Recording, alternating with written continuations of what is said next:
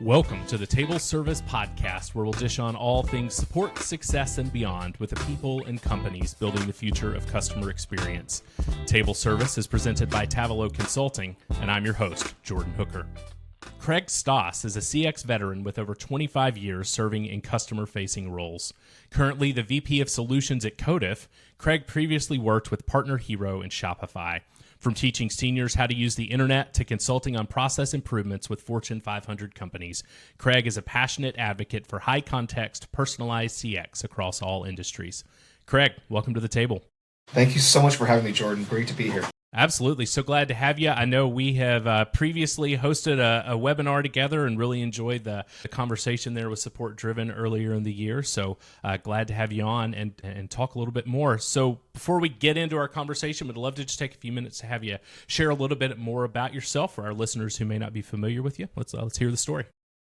My name's Craig, and I have, you did a great job of kind of saying, where my career has been. I have been a fierce advocate for customer experience for a long time. And what I mean by that is one thing that I realized, I used to travel full time for work. I was on the road straight for 7 years, and different countries, different companies, all sorts of different contexts. And one thing that I really realized in this is that no matter what place I went, people were customers, people were consumers, right? And yet the experiences that you would get in a European country versus an American state versus an Asian country versus different Asian countries were just super different. Mm-hmm. The experience you get with an airline company is different than, your local baker. And it was one of these things that just kind of triggered in my mind of why is that? If we are all consumers and we all know how we would want to be treated, why is it that we are consistently treated differently and often, as we all know in the CX space, poorly, right? And so that just became my passion. It became this thing almost like a psychological or philosophical maybe too, but experiment in my mind of what can we do to improve it? And as I've seen tools evolve over the past 5, maybe even 10 years, the first generation AI chatbots that were not really great, but it was helpful to support. And now the technology we have today, I think we're finally in a position where customer experience can be made relatively easy and accessible. And the tool sets are there now. And I think the other thing that's interesting is the demand is there. Mm-hmm. Generational, divides aside between Gen Z and Gen X and millennials or whatever, people want personalized experiences. And so this has become, kind of the newest passion I have, with my last couple roles with Partner Hero and now into Codif. So yeah, that's me. And I do a lot of writing on this subject and do a lot of podcasting on this subject with people like yourself. Yeah, awesome. Well, yeah, thanks for sharing that. And let's hop into the conversation. Actually, something you just mentioned kind of triggered a question for me, and thinking about customer experience and support and all of these pieces related to this. You talked a lot about the contextualization of, in Europe it was one way, in one Asian country it was another way, another it was a different way. How do you think contextualization plays into this space, and how do we do that in a really quality way? Because obviously there's cultural elements, there's other aspects of that. And so I'm curious your thoughts on how we can build a quality, consistent experience while not losing that touch of what's really special about this particular place you may happen to be. I think it's in understanding who you're selling to and who's buying from you. And then not only that, but what they want. Right? I think too often companies start with, well, what are we going to offer and how do we tell people we're offering it? As opposed to starting with, what do our customers want? Right? The question should be reversed. So, if you are in Japan's a great example because it's a very formal cultural country. And so, their customs are very formal, certainly compared to American customs, right? And so when you know that that's the context of the people you're selling to, you need to adapt your service offerings. And that could be in a support sense, that could be your channels, that could be the people and the brand tone that you're using, like the way you train your people to speak in your brand voice. And it could be just as simple as how you present yourself. How does your website present itself? What is the phrasing Mhm. of how you're guiding people through troubleshooting and things like that. Well, I think it's also different by sector, right? I would argue that in the IoT space, the connected devices, I think that those devices should be supported fundamentally differently than if I'm buying a non-connected physical device from another company, a physical product like a children's toy, right?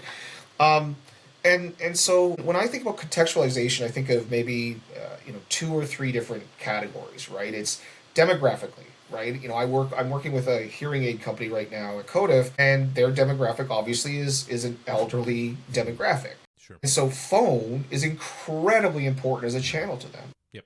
That tends to be how that demographic wants to receive support. Mhm. And they recognize that, right? They also are very conscious of automation. They want to use automation, but they want to use it in a way that is incredibly personalized.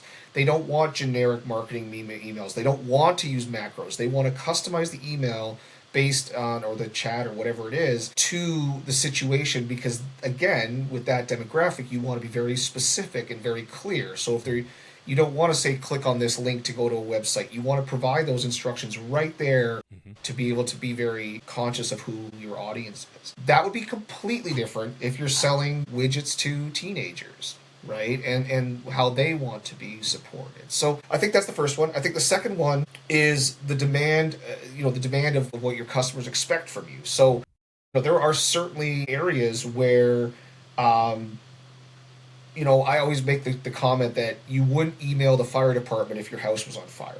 You would probably call your Right. emergency line. Sure. And that's true with some products and tools. If you have a business critical software package or a business critical tool for whatever reason, you need fairly immediate support, and your customers are expecting of that to you. Like your response time of an hour is unacceptable if it's costing the company money or your house is burning down, Sure. right? And so you need to be very conscious of how your product is being used. Mhm. I joke about I have a 7-year-old son who just now expects to be able to watch his TV show at any time because he's used to Netflix, right? Sure. And it's like that's his expectation now. It's Mhm. not necessarily a rational expectation because obviously, when we're driving in the car, we don't have Wi-Fi, so it's Right. like he has to watch whatever we download for him necessarily. Mhm. And so, you're catering to that type of demand now. Mhm. And maybe if I can add a third one, I think it's also around where your customer is at. So it's not just what they're demanding, and it's not just what they personality, the demographic itself, but it's where are they. So again, I'll use IoT as a great example. If you have a physical device that's connected and it's like hanging from your ceiling like a light bulb, or it's a thermostat that's attached to the wall, these are devices. It's a smart lawnmower or something. It's in the middle of your massive yard that you have. you know, how do you support that Mhm. in a meaningful way? Do you make them pick up the lawnmower and drag it into the house and sit next to a laptop and Sure. have a chat conversation? Mhm. That's probably not ideal, right? Right. Or if it's a thermostat, you can't just grab that off the wall and sit and like, oh, I got to copy down a serial number because I have to tell the customer, the client my serial number, right? Yeah. Like it's something that you need to be able to support it where they are. Mhm. And I think that's true. That's a great example, but there's many, many examples Mhm. that are not to do with physical devices. So those are three things I talk about when I think about contextualization. Thinking about that first point around kind of personalization, right? We're thinking about how do we build an experience for individual customers that meets their individual needs. I'd be curious your thoughts on two aspects of that. One, how do you prepare your team to do that? Especially if you're talking about a high volume, busy support desk. How do you do that without having to have, you know, 500 support reps? And then two, in the process of doing that, how do you scale that? I mean, I guess it's similar. This is basically the same question. Like, how do you scale that within the context and prepare your team to manage that? I would say it comes down to integration and pattern recognition.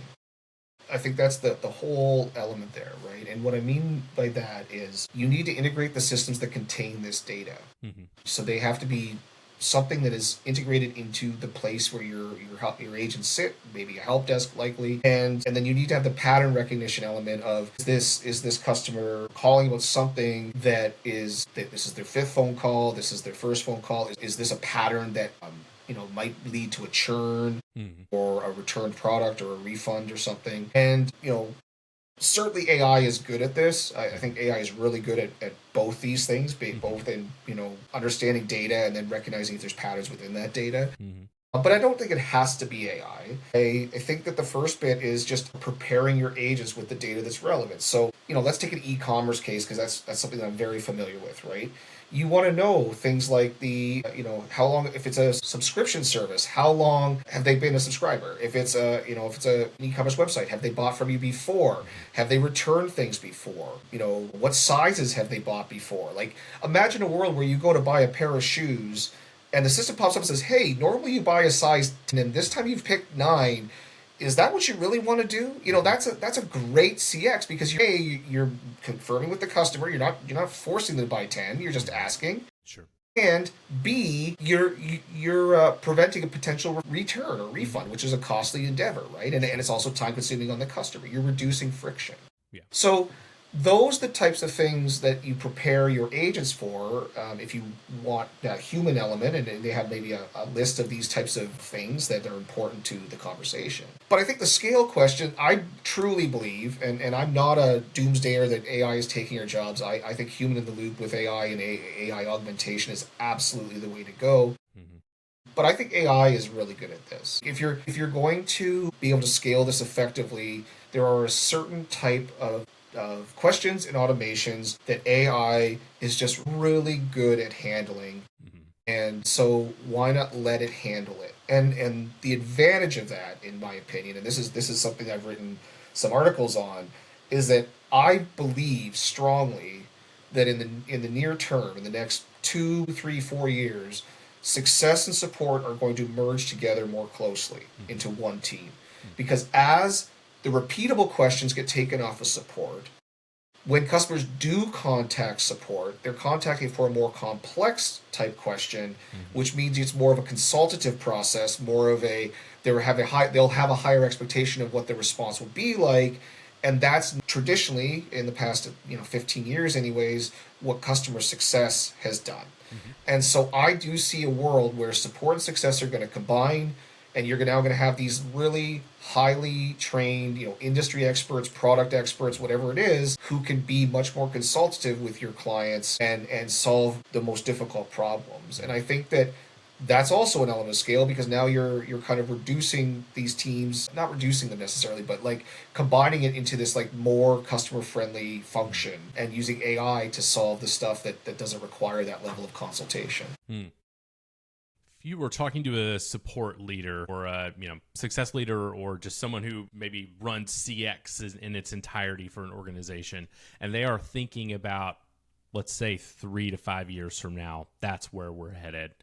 What would be your advice to them? One, in terms of hiring, like how do you go look for the right people to do that? And then two, how do you onboard and train those types of people or the people you've already got, knowing that you want to hang on to them, but you want to make sure they're prepared for what's coming? Yeah, yeah. I mean, that's a great question. If I could tell you where the world is in 3 to 5 years, I'd write a book about it and Sure. retire because I'll tell you, I can't picture the world in 3 to 5 years, Of to course. be honest. Yep. The I mean, I think the first thing I will say is AI agents are going to become part of your workforce. Hmm. No, there's no doubt in my mind that that is a true statement. That would be an untrue statement.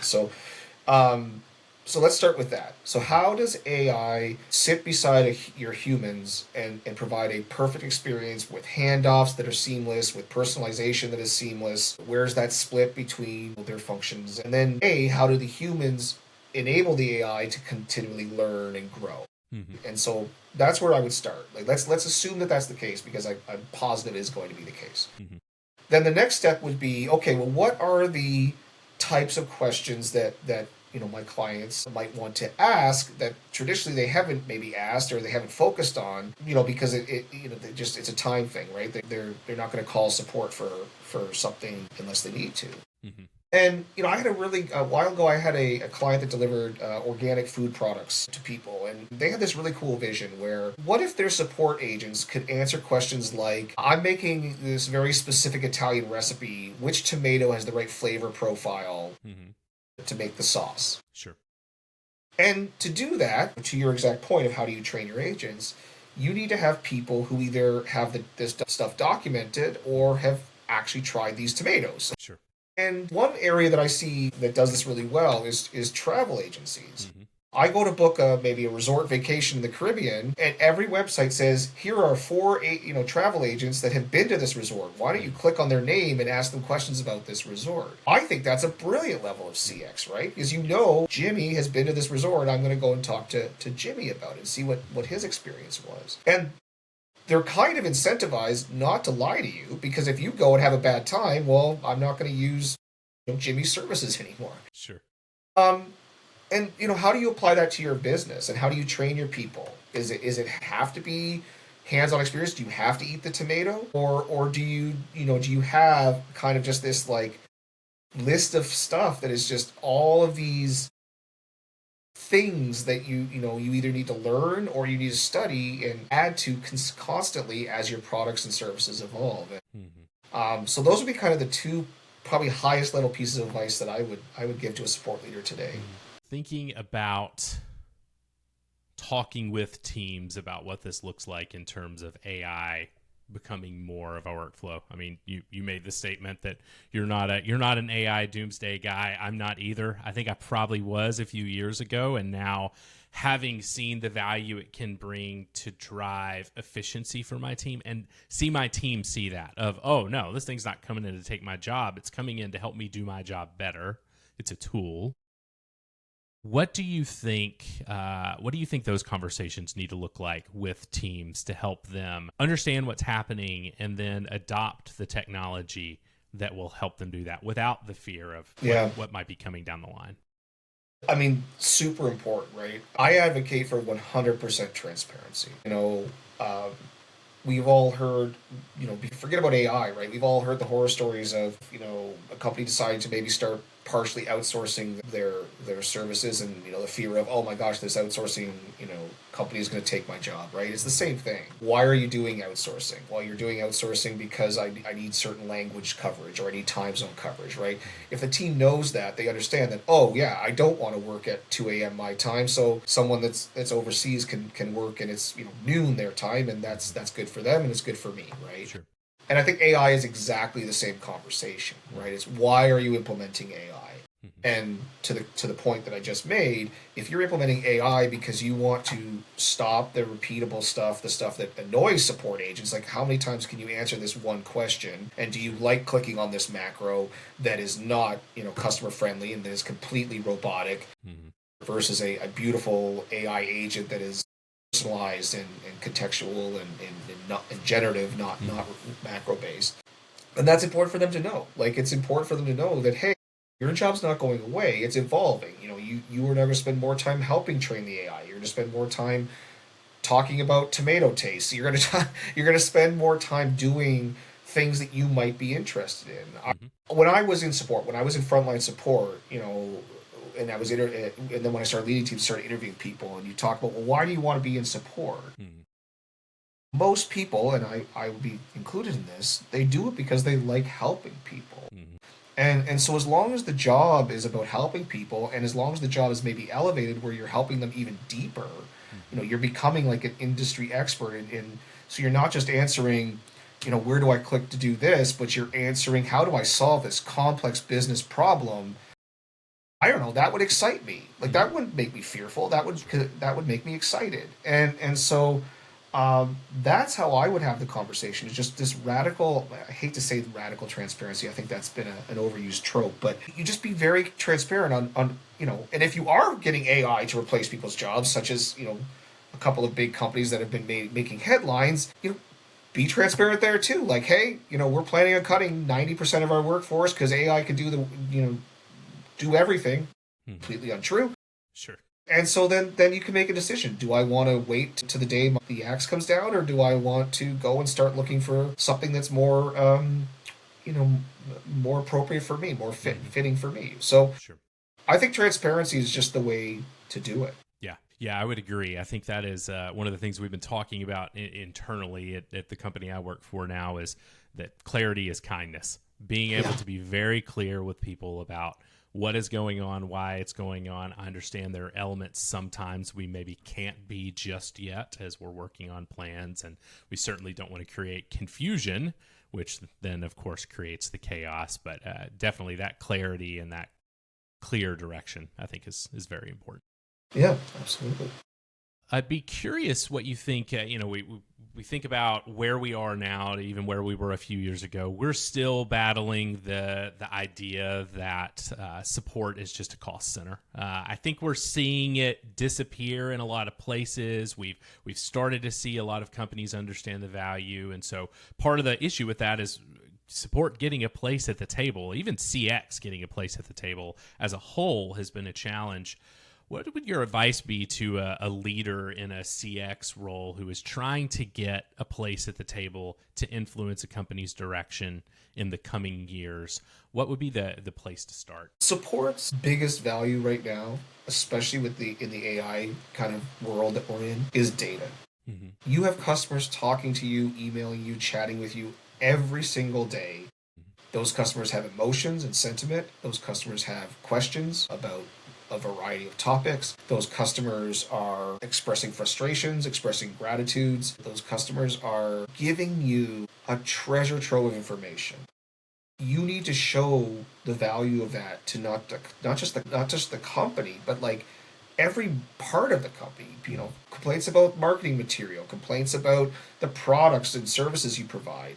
Where correlate. This again goes back to integration. Correlations between, like, if this customer bought certain types of products, and were they more likely to write into support? Like, this data is literally at your fingertips, and you don't have to do much today to just do some smart things with it. Hmm. Export your ticket data, scrub it of your PII, put it into an AI chat GPT or something, and say, give me the list of trends. Give me a set of information. What are you finding inside this data that's useful for product X or for topic Z or whatever it is? Like, put it in and spit it out and Hmm. deliver that to your leaders and say, look at this value, Hmm. right? Look at the insights that we can get out of just this data. And that is just with, like, grassroots, free, nothing actually doing this properly, right? Sure. And that to me is how you prove that there's value in investing in proper tools to do this correctly. Hmm. Um, I don't like, I've been very on the record with, I'm not a fan of CSAT. I think that surveys don't work correctly. I think that NPS data and CSAT data, for that matter, are not utilized in the right way, and I think that they're very biased sets of data because of the nature of how it's collected. Yep. Unfiltered support feedback connected to your CRM and other systems is by far the biggest unused resource in any company I've ever spoken to. Hmm. And so you can very easily use it to prove this is valuable, you should invest in it, and we should care about it. Hmm.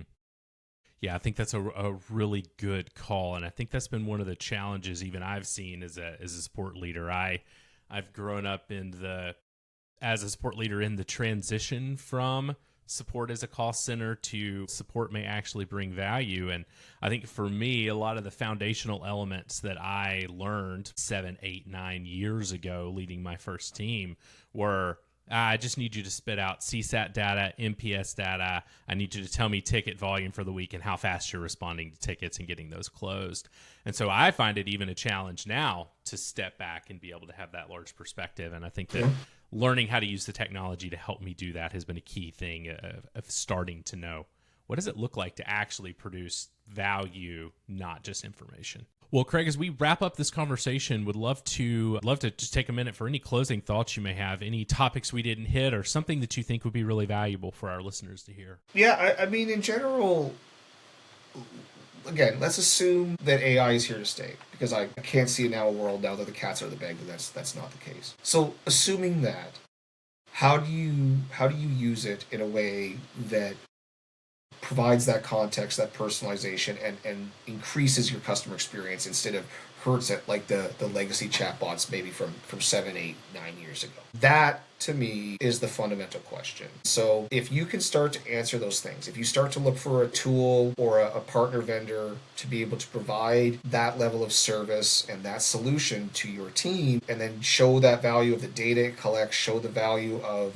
the experience your customers are getting, show the financial value of maybe some cost savings that come from that. That to me is just going to be vital to the support industry, and showing that we are not a cost center. We are a valuable contributor to the overall satisfaction of our customers. And that to me is it's a truth that maybe is hard to prove today, but I think in 2 to 3 years, if you haven't even attempted to prove it, you're going to be behind your competitors. Absolutely. So that's maybe my closing thought.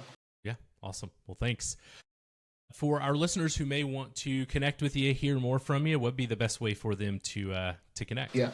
LinkedIn is where I post most of my content. I do have a archive of all the articles and podcasts I've ever done on stoss.ca. And I'm members of Support Driven, Elevate CX. And of course, if you're interested in talking about AI more, I'm available at codif.io. So, lots of places people could come and connect.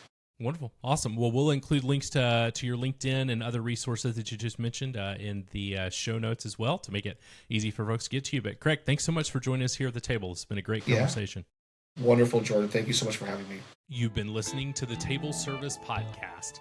You can find out more about today's guest in the show notes below. The Table Service Podcast is presented by Tableau Consulting, hosted by Jordan Hooker, music by Epidemic Sound.